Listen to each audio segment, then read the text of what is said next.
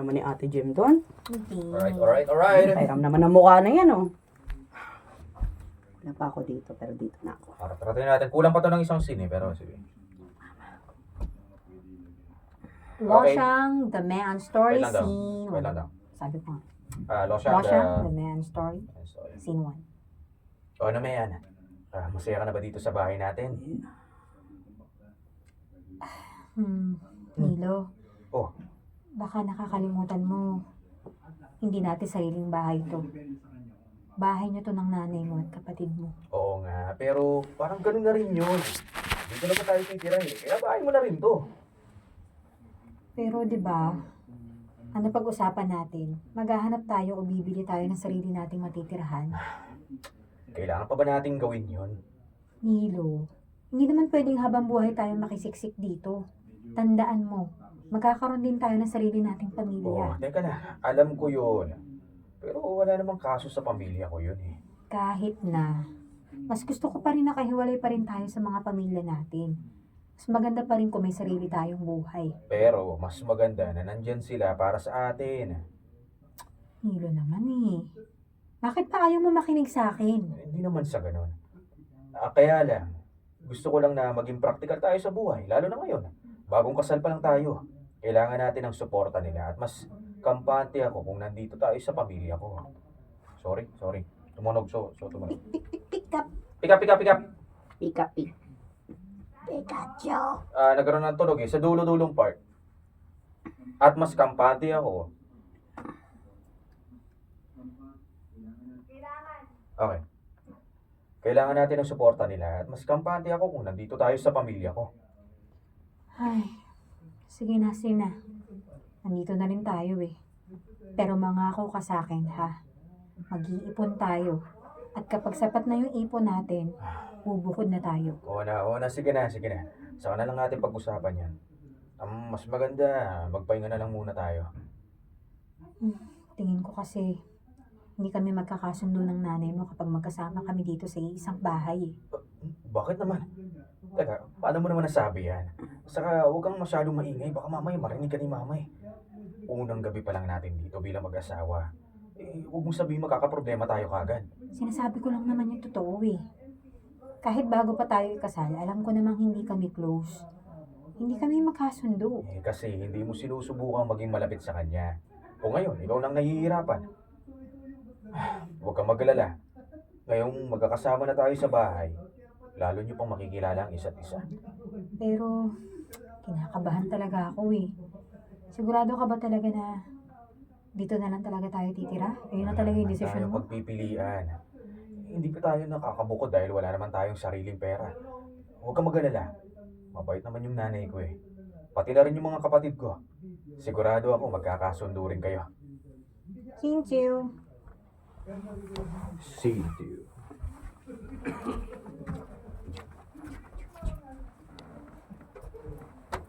Sige, Sinto. Sinto.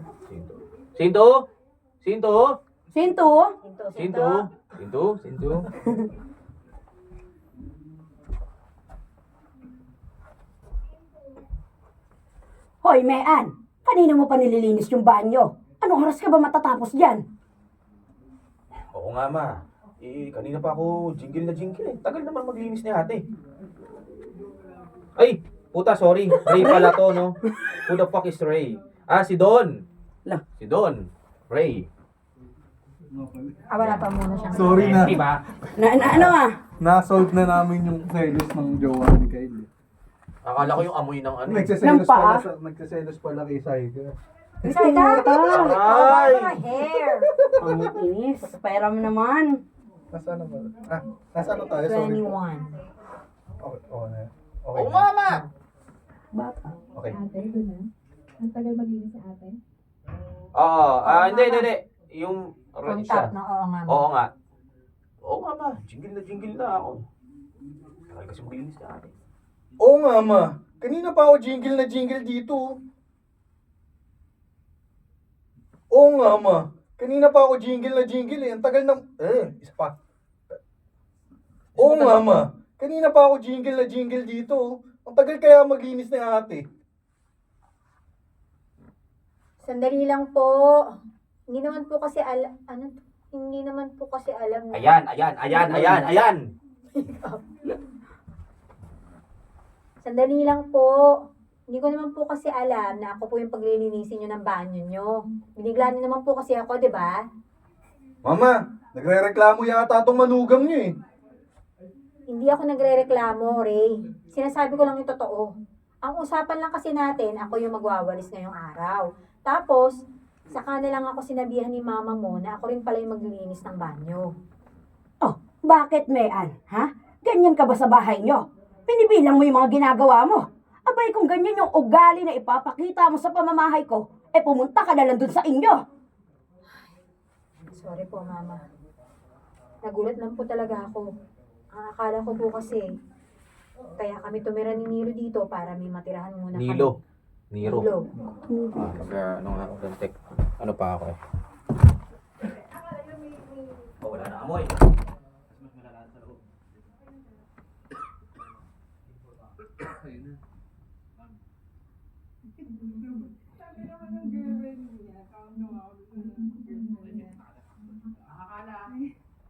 Ang akala ko po kasi, kaya kami tumira ni Nilo dito para may matirahan muna kami. At may makasama kaming mga kapamilya na tutulong po sa amin. Hindi yung ganitong gagawing utusan ako ng pamilya ng asawa ko. Ano ba naman tong manugang niyo, ma? Parang sila... isa pa po, sorry. Parang si Ramplaka, oh. Ang daming sinasabi. Sakit sa ulo pakinggan.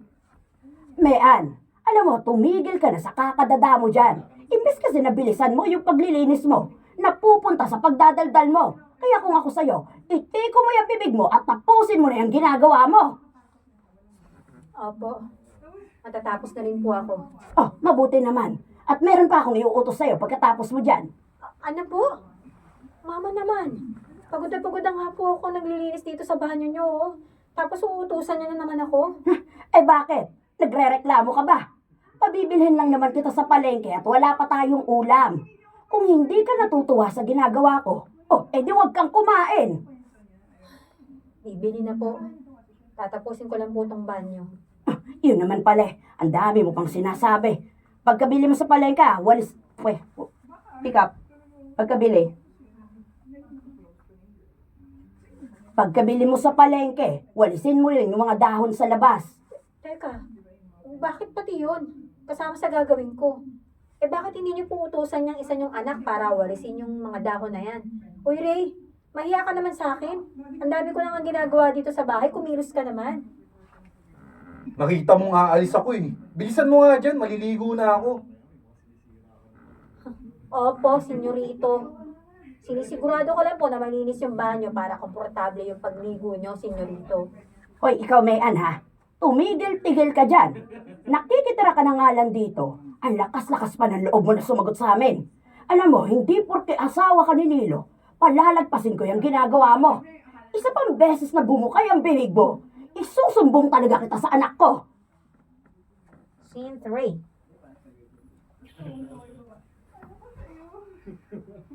Wait lang ha, CR lang ako. Sorry po.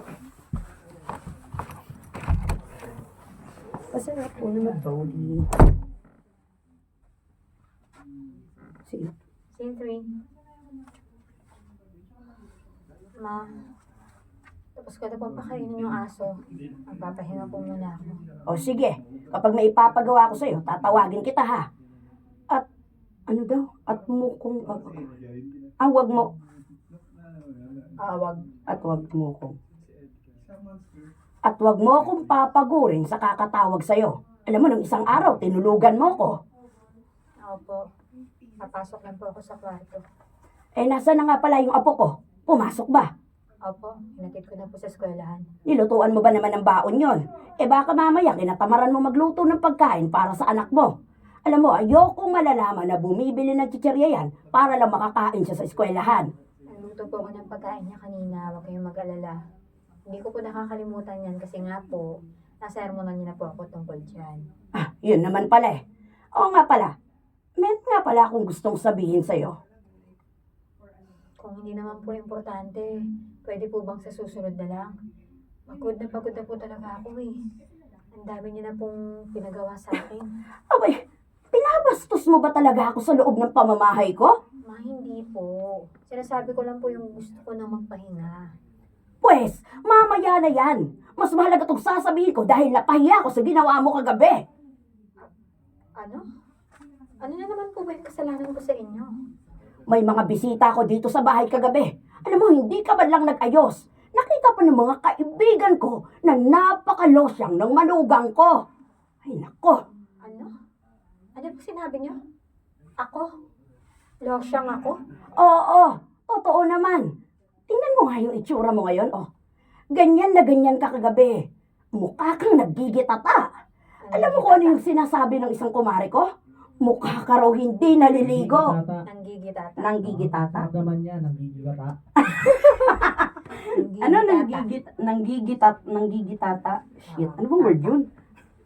Nanlilimahin, nanggigitata. Mukha kang Nanggigitata. nanggigitata. Okay. Mukha kang nanggigitata. Alam mo kung ano yung sinabi ng isang kumare ko?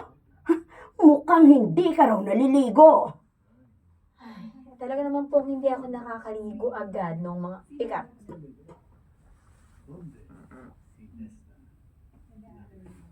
Talaga naman po hindi ako nakaligo agad ng mga oras na yun eh. O bakit nga hindi ka naligo? Nakita mo naman na may mga bisita ako dito. O ano yan? Gusto mo kong ipahiya sa ibang tao? Alam mo, ikaw talagang babae ka. Hindi mo ba naisip na hindi lang ako yung pinahiya mo? Pinahiya mo na rin pati yung anak ko. Pwede po bang huwag yun ang ginagamit yung asawa ko dito? Oo na, sige na. Mukhang losyang na ako. Eh paano naman kasi? Nakakapagod mag-alaga sa anak ko at pati na rin sa pagsunod sa mga inuutos ninyo. Na dapat hindi ko ginagawa dahil hindi naman ako kasambahay dito. Hoy ha, ikaw! Anong sinasabi mong inaalila kita dito? Baka nakakalimutan mo nakatira ka lang dito. Kaya wala kang karapatang sumbatan ako. Kung hindi mo gusto yung mga nangyayari sa'yo, sige, magsumbong ka sa anak ko. Tingnan natin kung sino yung kakampihan niya sa ating dalawa. Nasabi bang nakikitira? Hindi nakatira? Ano ba sabi? Parang Nakakalimutan mong nakikitira? Nakatira. nakikitira? Okay na yan. Scene 4. Nihilo pa? Ay, scene 4. Hindi, wala na ako. Scene 4. Uy, meron na updated Sinend ko na yung lotion. Kompleto. Putol to, sir? Putol yan. Okay. Okay, scene 4. Scene 4. Mabuti na lang at maaga ako nakauwi ngayon. Sakto. Maluwag yung daanan. Walang traffic. Ano, Bayan? Tara, kain na tayo. Kumain na sila mama dun eh. Ayoko. Ha? Bakit naman? Teka, nandun sila Ray, si Biboy. Yung anak natin nandun, tapos tayo mag-asawa, hindi natin sila sasamahan. Kung gusto mo nang kumain, edi ikaw na lang. Hindi pwede yun, Mayan. Magagalit si mama kapag hindi tayo sumabay sa kanila. Kawalang respeto yun para sa kanya. Saka, teka nga. Bakit ba magmula nang dumating ako, hindi ka ba lang humingit eh? May problema ba? Wala lang to. Huwag mo na lang akong pansinin. Hindi pwedeng hindi kita papansinin. Ano ko ba? Asawa kita. Bigyan mo naman ako ng isang magandang ngiti dyan, oh. Sige na. Nilo, tigilan mo nga ako. Ito naman, oh. Sige na. Para lang mabawasan yung pagod ko na kanina ko pa nararamdaman. Sige na. Para lumabas naman yung ganda mo. Alam mo namang maganda ka kapag ka nakangiti ka eh. Tara na, sige na. Ewan ko sa'yo. Diba? Hindi Yan. ka akong utuin dyan. Diba? Yan ang kanina ko pa hinihintay. Yung matawa ka. Diba? Ganda-ganda talaga ng ngipin ng asawa ko. Oo na. Eh syempre, dahil yun sa toothpaste na ginagamit natin dito sa bahay, no? Goodbye sa tooth decay. Unique toothpaste everyday. Kaya yan yung lagi nating binibili. Sige na. Tumayo ka na dyan. Tumawa ka na rin naman eh. Sabayan na natin sila kumain doon. Nilo, ikaw na lang. Mamaya na lang ako.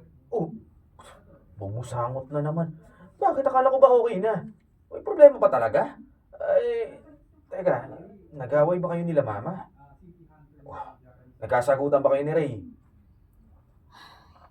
Hindi mo lang nakikita dahil araw-araw kang wala dito. Pero ilang beses na rin, ha? Ikaw, Wala ka rito sa bahay. Beses na dito eh.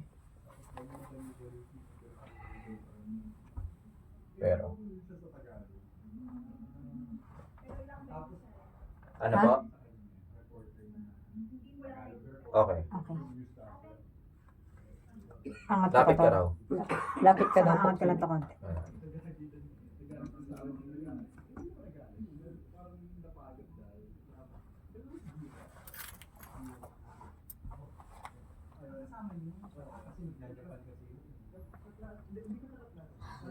Hindi mo lang nakikita.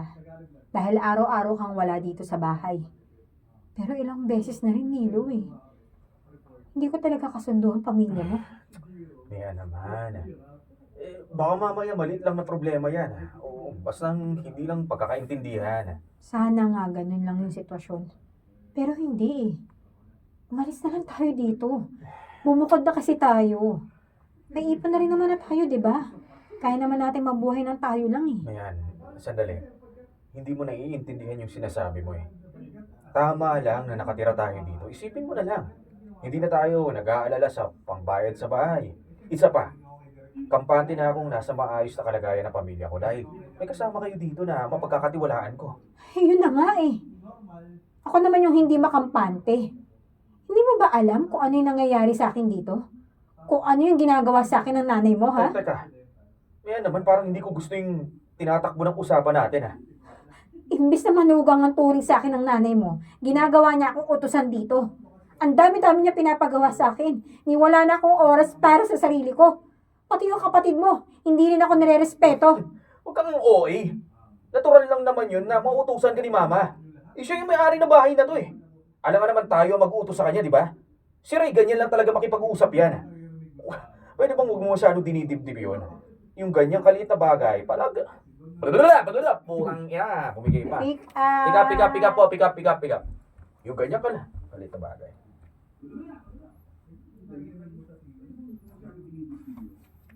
Afternoon. Yung ganyan kaliit na bagay, palagpasin na lang natin yan. Pwede naman kasing pag-usapan na lang eh. Pero hindi mo pwedeng idahilan yan para umalis tayo dito. Mas gusto kong kasama natin na Ha? Okay, gets ko na. Mas...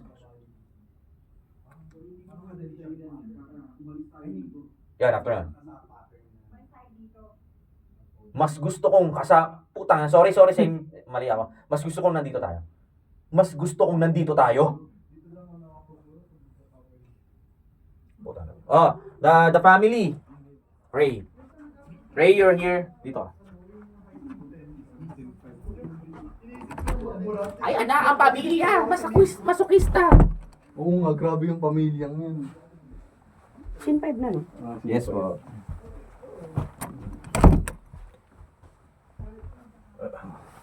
Dito na kami ni Don. Ay, nagpla ka din. Scene 5.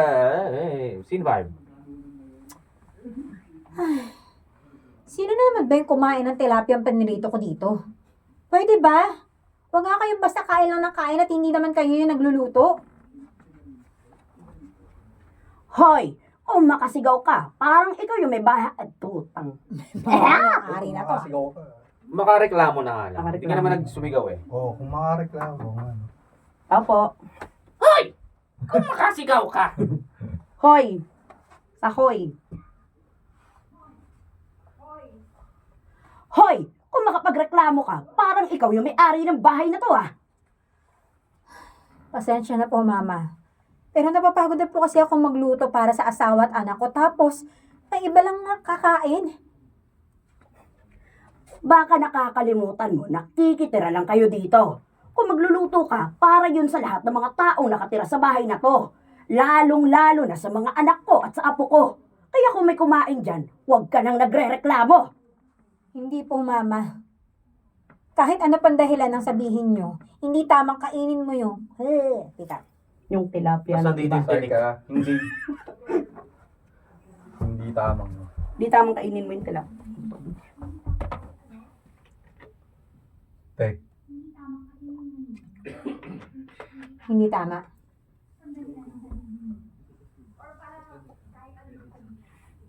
Kahit ano pang, okay. Kahit ano pang. Kahit ano pa pong sabihin nyo, hindi po tamang kainin yung pagkain hindi naman para sa'yo. Alam niyo po ba kung anong tawag doon? Kabastusan yun. Ba't lumalaban ka na ha? Bakit? Sino ba yung pinagmamalaki mo rito? Tama na yan, tama na nga. Ingay-ingay nyo eh. Ang sakit nyo sa ulo. O sige na, aaminin ko na. Ako yung kumain ng tilapia. Isa pa po, ako yung kumain. Pala eh. Ako yung kumain ng tilapia. O ano, okay na ba? Titigil na ba kayo? Eh bakit mo ginawa yun, Ray? Niluto ko yung para sa kuya mo at sa pamangkin mo. Hindi mo ba naiintindihan na pagod na ako? Pero pinagluto ko pa yung mag-ama ko. Tapos kakainin mo lang yun na walang pasabi. Eh, natakam ako eh. Eh, di kinain ko. Tsaka, bakit ganun? Kami yung nakatira dito tapos yung mag-ama mo lang yung ipagluluto mo. Di naman ata tama yun. Kusa lang ako nagluto para sa pamilya ko. Hindi ka naman nagpaluto ah. Saka lahat na lang ba, iaasan nyo na lang sa akin, ganon? Ilang beses ko bang sasabihin sa inyo na hindi niyo ako kasambahay dito? Hoy, Losyang! Umayos ka na pakikipag-usap sa anak ko! Wala ka sa teritoryo mo, ha? Kaya nga ako nalosyang eh, nang dahil sa mga pinagpapagawa niyo sa akin. Nagtitiis lang ako dahil nanay kayo ng asawa ko at nirerespeto ko kayo. Ganyan ba yung pagrespeto, ha? Pinagtataasan mo ako ng boses. Bakit? Ganyan ka ba sa mga magulang mo? Hindi. Dahil hindi naman ako inaanila at binabastos ng mga magulang ko. Iba lang talaga yung ugali ninyo. Abay, ang lakas na loob mo na sabihin sa akin yan. Ang kapal ng pagmumukha mo. Sinasabi ko na nga, be, hindi ka dapat pinakasalan ng anak ko. At dapat hindi na lang ikaw ang naging ina ng asawa ko. Mayan, anong nangyayari dito? Bakit rinig na rinig ko sa labas yung pag-aaway ninyo ah? Nilo, anak, narinig mo ba yung sinabi ng asawa mo sa akin? Ngayon lang ako nabastos ng ganito katindi sa buong buhay ko, anak. Oo nga, kuya. Kanina pa kami naaway ng asawa mo eh. Nananahimik ako dito. Hindi totoo yan, ha? Kahit kailan, hindi ako nang bastos ng ibang tao. Lalong-lalo na yung mas nakakatanda sa akin. Ako nga yung inaapi nila dito eh. Binabaliktad lang nila ako. Hindi, Mayan. Sapat na yung mga narinig ko. Malinaw sa akin na binastos mo yung nanay ko. Kaya lang naman ako nakapagsalita ng ganun kasi nga, pinagkakaisahan Ayoko nila nang ako. marinig yung mga palusot mo. Dinig na dinig ko kung paano mo binastos si mama. Kung gusto mong maayos to, aminin mo yung kasalanan mo at humingi ka ng dispensa sa kanya. Ayoko. Hindi ako hihingi ng dispensa sa taong wala rin namang respeto sa pagkatao ko. Kung sa tingin mo, binastos ko yung nanay mo, paninindigan ko na lang dahil kabastos-bastos naman talaga yung ugali niya. Aalis na lang ako dito at dadalhin ko yung anak ko. Magsama kayo ng nanay mo! Tapos dumikit yung Wala na yata akong ganap dyan.